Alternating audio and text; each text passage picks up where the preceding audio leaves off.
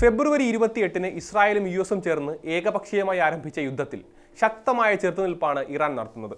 അന്നു മുതൽ ഇറാന്റെ കടുത്ത മിസൈൽ ഡ്രോൺ ആക്രമണങ്ങൾ നേരിട്ടുകൊണ്ടിരിക്കുകയാണ് ഇസ്രായേലിൽ നിരന്തരം സൈറണുകൾ മുഴങ്ങുകയാണ്. വിദ്യാഭ്യാസ സ്ഥാപനങ്ങൾ അടയ്ക്കുകയും എല്ലാവരോടും സുരക്ഷിതരായി കഴിയാനും ആവശ്യപ്പെട്ടിരിക്കുകയാണ് ഭരണകൂടം. കാരണം ഇറാന്റെ കനത്ത ആക്രമണം ഒന്നു മാത്രമാണ്. ഹൈഫ, ടെലവീവ് പോലെയുള്ള നഗരങ്ങൾ തുടർച്ചയായ ആക്രമണങ്ങളെ അഭിമുഖീകരിച്ചു കൊണ്ടിരിക്കുകയാണ്. അടിയന്തര സേവനങ്ങൾ പോലും തടസ്സപ്പെട്ടിരിക്കുന്നു. ഇസ്രായേലി ഭരണകൂടം അടിച്ചേൽപ്പിച്ച യുദ്ധത്തിൽ ഇസ്രായേലി ജനത വലയുകയാണ്. പൊതുജനം ദിവസങ്ങളായി ബോംബ് ഷെൽട്ടറുകളിൽ കഴിയുകയാണ്.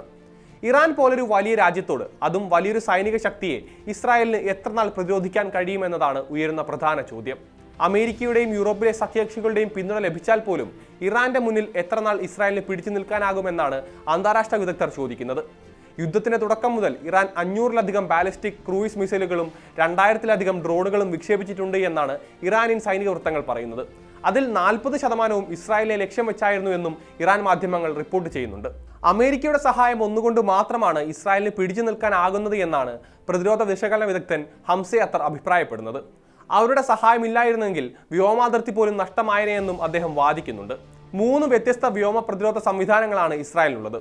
ഹ്രസ്വദൂര റോക്കറ്റുകളും ഡ്രോണുകളും തടുത്തിടുന്ന അയൺ ഡോം, മധ്യദൂര റോക്കറ്റുകളും ക്രൂയിസ് മിസൈലുകളും പ്രതിരോധിക്കാൻ ഡേവിഡ് സ്ലിംഗ്, ബാലിസ്റ്റിക് മിസൈലുകളെ തടയുന്നതിനായി രൂപകൽപ്പന ചെയ്തിരിക്കുന്ന ആരോ 2-യും ആരോ 3-യും. ഇവ കാര്യക്ഷമമാണെങ്കിലും അവയിൽ ഉപയോഗിക്കുന്ന ഇന്റർസെപ്റ്ററുകളുടെ എണ്ണത്തിൽ ഇപ്പോഴും വ്യക്തതയില്ല. കൈവശമുള്ള ഇന്റർസെപ്റ്ററുകളുടെ എണ്ണം ഇതുവരെയും ഇസ്രായേൽ വെളിപ്പെടുത്തിയിട്ടുമില്ല. നേരത്തെ 12 നാൾ യുദ്ധം നടന്നപ്പോൾ ഇന്റർസെപ്റ്ററുകളുടെ സ്റ്റോക്കിൽ കുറവ് വന്നിരുന്നു എന്നാണ് റിപ്പോർട്ടുകൾ ഉണ്ടായിരുന്നത്. അതേസമയം ഇറാൻ ആകട്ടെ ജൂണിലെ സംഘർഷത്തിന് ശേഷം പ്രതിമാസം 100 ബാലിസ്റ്റിക് മിസൈലുകൾ എന്ന തോതിൽ നിർമ്മിച്ചിരുന്നുവെന്നാണ് ഇസ്രായേലി US വൃത്തങ്ങൾ തന്നെ പറയുന്നത്.